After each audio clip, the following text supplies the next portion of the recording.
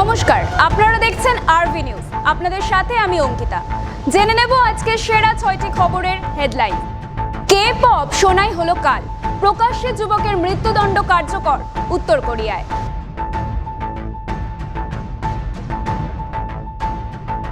Propane tank বিস্ফোরণ তুরস্কে, নিহত 5, আহত 63 জন।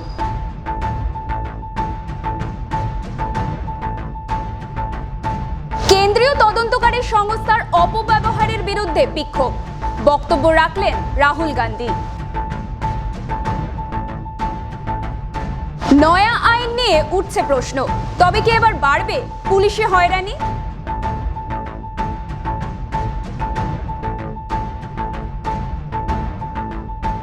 দেশে ফেরা হচ্ছে না রোহিতদের, 130 মাইল বেগে ঘূর্ণিঝড় বার্বাডোসে।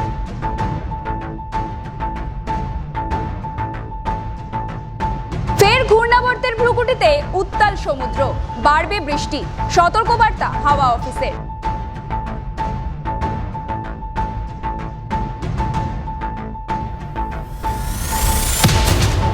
নৃশংসতায় ফের নজির গড়ল উত্তর কোরিয়া। এবার মারাত্মক অভিযোগ উঠেছে তাদের বিরুদ্ধে। জানা গিয়েছে কে-পপ গান শোনার অপরাধে প্রকাশ্যে এক তরুণের মৃত্যুদণ্ড কার্যকর করেছে তারা।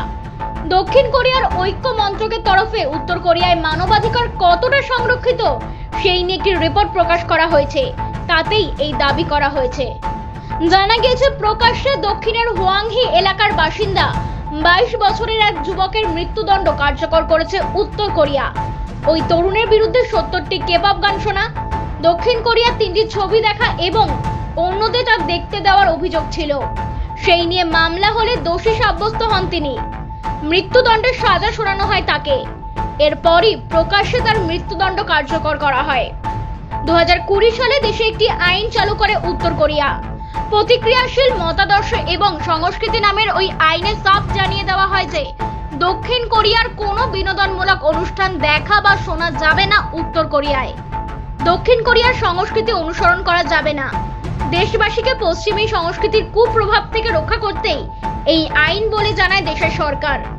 কিম জং ইল প্রথম এই বিধিনিষেধ আনেন, পরবর্তীতে তার ছেলে দেশের বর্তমান শাসক কিম জং উন সেটাকে আরো কড়াভাবে প্রয়োগ করেন। রবিবার পশ্চিম তুরস্কের শহর ইজমিরের একটি রেস্তোরাঁয় একটি প্রোপেন ট্যাঙ্ক বিস্ফোরণে 5 জন নিহত এবং 63 জন আহত হয়েছে। কর্তৃপক্ষ জানিয়েছে নিরাপত্তা ক্যামেরা বিস্ফোরণটি রেকর্ড করেছে, যা রাস্তা ধ্বংস করেছে এবং আশেপাশে ভবনগুলির ক্ষতি করেছে। স্বরাষ্ট্রমন্ত্রী আলী ইয়ারলি কায়া সোশ্যাল মিডিয়ায় ঘোষণা করেছেন যে কয়জন উদ্ধারকর্মী অবিলম্বে ঘটনাস্থলে পাঠানো হয়েছে তারা উদ্ধার কার্য শুরু করেছে। ইজমিরের গভর্নর সুলেমান এলবান হাসপাতালে আহতদের দেখতে যান এবং ঘোষণা করেন যে তাদের মধ্যে 40 জনকে ইতিমধ্যেই ছেড়ে দেওয়া হয়েছে। এই ঘটনার পেছনে কর্তৃপক্ষ দায়ী হতে পারে বলে অনুমান। এমনই একজন সন্দেহভাজনকে আটক করেছে। লোকটি শনিবার প্রোপেন ট্যাঙ্কটি নতুন করে প্রতিস্থাপন করেছিল। কেন্দ্রীয় তদন্তকারী সংস্থার অপব্যবহারের বিরুদ্ধে আজ সংসদ চত্বরে বিক্ষোভ দেখালো কংগ্রেসের নেতৃত্বাধীন ইন্ডিয়া মঞ্চ, যাকে দিল্লির মুখ্যমন্ত্রী অরবিন্দ কেজরিওয়াল, ঝাড়খণ্ডের মুখ্যমন্ত্রী হেমন্ত সোরেনদের মতো শরিক দলের নেতাদের পাশে থাকার বার্তা হিসেবে দেখা হচ্ছে। পরে লোকসভায় নিজের বক্তব্য রাহুল গান্ধী নিজেকে কেবল কংগ্রেসের নন, সামগ্রিকভাবে সমস্ত বিরোধী দলের প্রতিনিধি বলে বার্তা দেন। পাল্টা চালে বিরোধী জোটের শরিকদের দুর্নীতির প্রসঙ্গ তুলে কংগ্রেসের সঙ্গে তাদের দূরত্ব বাড়ানোর কৌশল নেয় বিজেপি নেতৃত্ব। ঠিক যেভাবে সরকার গঠনের সময় এনডিএ শরিকদের মধ্যে ভাঙন ধরানোর চেষ্টা করেছিল ইন্ডিয়া। লোকসভায় দিল্লিতে একজোটে লড়েছিল কংগ্রেস ও আম আদমি পার্টি। সাফল্য না আসায় আগামী দিনে একা লড়াইয়ের সিদ্ধান্ত নিয়েছে কংগ্রেস। সেই প্রেক্ষিতেই আজ নেতৃত্বের সমর্থনে কংগ্রেসের দাঁড়ানো রাজনৈতিকভাবে তাৎপর্যপূর্ণ। রাজনৈতিক ব্যক্তিদের মতে বিরোধী জোটের ঐক্যবদ্ধ চেহারা তুলে ধরতেই এই মঞ্চে হাজির হয়েছেন বিরোধী দলগুলি। 1898 সালের ক্রিমিনাল প্রসিডিওর অ্যাক্টের পরিবর্তে সোমবার থেকে ভারতীয় নাগরিক সুরক্ষা সংহিতা চালু হওয়ার পর এই নিয়ে নতুন করে চর্চা শুরু হয়েছে। সচেতন নাগরিক থেকে আইনজীবীদের বড় অংশেরই প্রশ্ন, এই নয়া বিচার ব্যবস্থায় হয়রানি আরো বাড়বে না তো? কারণ নতুন আইনে পুলিশ চাইলেই 60 থেকে 90 দিনের মধ্যে একাধিক দফায় অভিযুক্তকে পুলিশি হেফাজতে পেতে পারে। কিছু কিছু অপরাধের ক্ষেত্রে বিচারক মনে করলে হেফাজতে থাকার মেয়াদ 90 দিন পর্যন্ত হতে পারে। কলকাতা হাইকোর্টের আইনজীবী সুদীপ্ত দাশগুপ্তের দাবি, নতুন বিচার ব্যবস্থায় পুলিশকে অনেক ক্ষমতা দেওয়া হয়েছে।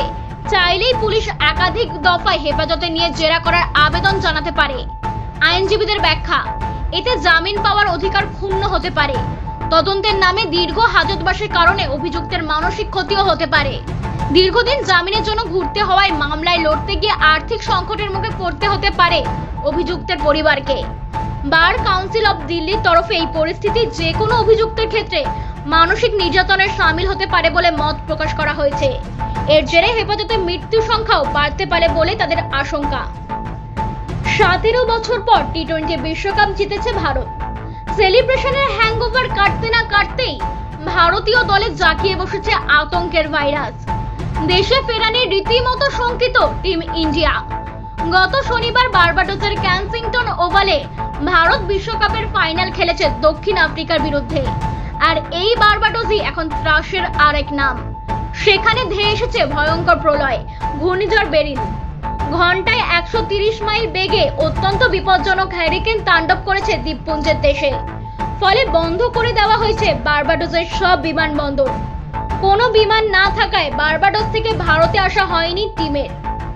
ব্রিজ টাউন থেকে প্রথমে নিউ ইয়র্ক, তারপর সেখান থেকে দুবাই হয়ে নয়াদিল্লি, এই ছিল ভারতের দেশে ফেরার পরিকল্পনা। কিন্তু সেই পরিকল্পনা পুরোপুরি ভেস্তে গিয়েছে। 40 থেকে 50 কিলোমিটার গতিবেগে দমকা ঝোড়ো হাওয়া থাকবে উপকূল সংলগ্ন এলাকায়। মৎস্যজীবীদের জন্য সতর্কবার্তা মঙ্গলবার বিকেল পর্যন্ত। বাংলার উপকূলে মৎস্যজীবীদের সমুদ্রে যেতে নিষেধ করেছে আবহাওয়া দপ্তর। গাঙ্গেয় পশ্চিমবঙ্গ ও উড়িষ্যা সংলগ্ন উপকূলে ঘূর্ণাবাতের রূপে অবস্থান রয়েছে নিম্নচাপের। একটি অক্ষরেখা রয়েছে আসাম থেকে উড়িষ্যা পর্যন্ত। আরও একটি অক্ষরেখা রয়েছে গুজরাট থেকে বিহার পর্যন্ত, যেটি মধ্যপ্রদেশের উপর দিয়ে এসেছে।